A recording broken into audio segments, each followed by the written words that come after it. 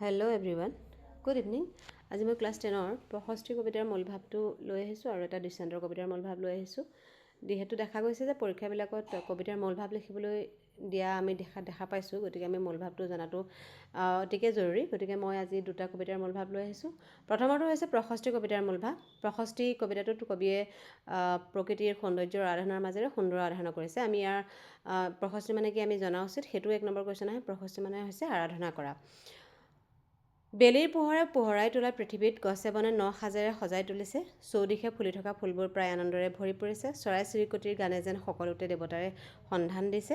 কবিয়ে অমৃতৰ সন্তান মানুহক কাল ৰাত্ৰিৰ শেষত মুক্তিৰ বাট বিচাৰিবলৈ আহ্বান জনাইছে। কৃষক বেনুৱে বতাহত স্ৰষ্টাৰ গান গাইছে। কবিয়ে ভক্তবৃন্দক মোহতন্দা ত্যাগ কৰি সুন্দৰৰ ৰূপ ধ্যান কৰিবলৈ আহ্বান জনাইছে। কবিয়ে অমৃতৰ সন্তান মানুহক কাল ৰাত্ৰিৰ শেষত মুক্তিৰ বাট বিচাৰিবলৈ আহ্বান জনাইছে। প্ৰকৃতিৰ সন্মোহিনী সুধাৰ মাজত কবিয়ে বাৰে বাৰে নেদেখাজনৰ ভগৱানৰ অস্তিত্ব দেখিবলৈ পাইছে।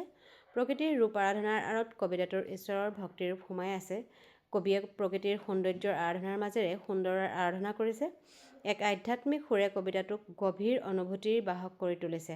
সৃষ্টিকৰ্তাৰ সন্তানে কবিতাটোক ৰহস্যবাদী ধাৰাৰ ওচৰ চপাই নিছে। আমাৰ 65 কবিতাৰ থুলমূলকৈ মূলভাৱটো ইমানেই। এতিয়া আমি নেক্সট কবিতাটোৰ মূলভাৱটোলৈ যাওঁ। দৃষ্টান্তৰ কবিতাৰ মূলভাৱ। দৃষ্টান্তৰ কবিতাটোৰ মূলভাৱ সোমাই আছে সেই নামটোতে। কবিয়ে অতি বিচক্ষণতাৰে কবিতাটিত 25 বছৰৰ সময়ৰ ব্যৱধানৰ দুটা দৃশ্যৰ বৰ্ণনা দাঙি ধৰিছে। 25 বছৰ আগতে গধূলি সময়ত কেঁচা আলি কেঁকুৰিটোত লগ পোৱা ডেকা কুকুৰিকণা মানুহজনক কবিয়ে হাত ধৰি পঁজাঘৰটিলৈ বাট দেখুৱাই দিয়াত মানুহজনে সেই পঁজাঘৰটোত বৰ শান্তিত থকা বুলি কৈছিল। আকৌ 25 বছৰৰ পিছত সেই একেজন মানুহকে সন্ধ্যা সময়ত বহুবোৰ অট্টালিকাৰে ভৰা এখন ঠাইত 7মহলীয়া অট্টালিকা এটাৰ বাহিৰত ৰৈ থকা দেখিছিল। কবিয়ে চিনি পালেও সেই বৃদ্ধাৱস্থা পোৱা মানুহজনে কবিক চিনি পোৱা নাছিল আৰু অচিনাকি বুলি সম্বোধন কৰি কবিক তাত কি লাগে বুলিহে তেওঁ সুধিছিল। কবি ভাড়াঘৰ বিচাৰি আহিছে যদি তাত কুবেৰৰ মহলাবোৰত ভাড়াঘৰ নাপাব আৰু পালেও তাত শান্তিৰে থাকিব নোৱাৰিব বুলি বিৰক্তিৰে ভাৱেৰে মানুহজনে কৈছিল। সেই ধনী কুবেৰৰ মহলাবোৰত মানৱতাৰ অভাৱ আছিল।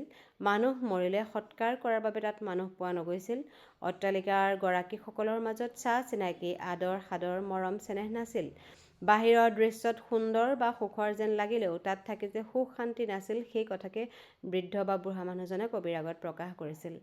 আৰু সেই প্ৰকাশ কৰি কবি অট্টালিকাৰ ভিতৰলৈ সোমাই গৈছিল। থুলমূলকৈ আমাৰ দৃষ্টান্তৰ কবিতাটোৱে কবি হৰেকৃষ্ণ ডেকাই লিখা এইটোৱে আছিলে ইয়াৰ মূল ভাৱটো। আৰু আমি যদি এনেকৈ অকণমান পৰীক্ষাত আহিলে লিখি দিব পাৰোঁ, তেনেহ'লে আমি নম্বৰবিলাক পাবলৈ সক্ষম হ'ম। আৰু যদি এনেকুৱা কবিতাবিলাকৰ তোমালোকক যদি মূলভাৱ বা সাৰাংশ লাগে, কমেণ্ট ছেকশ্যনত জনাবা। আৰু ভিডিঅ'টো যদি ভাল পাইছা, তোমালোকৰ যদি আহি থকা পৰীক্ষাৰ কাৰণে সহায় হয় বুলি ভাবিছা, তেনেহ'লে লাইক, ছাবস্ক্ৰাইব এণ্ড শ্বেয়াৰ কৰি দিবা। আজিলৈ ইমানেই আছিলে ভিডিঅ'টো। ধন্যবাদ।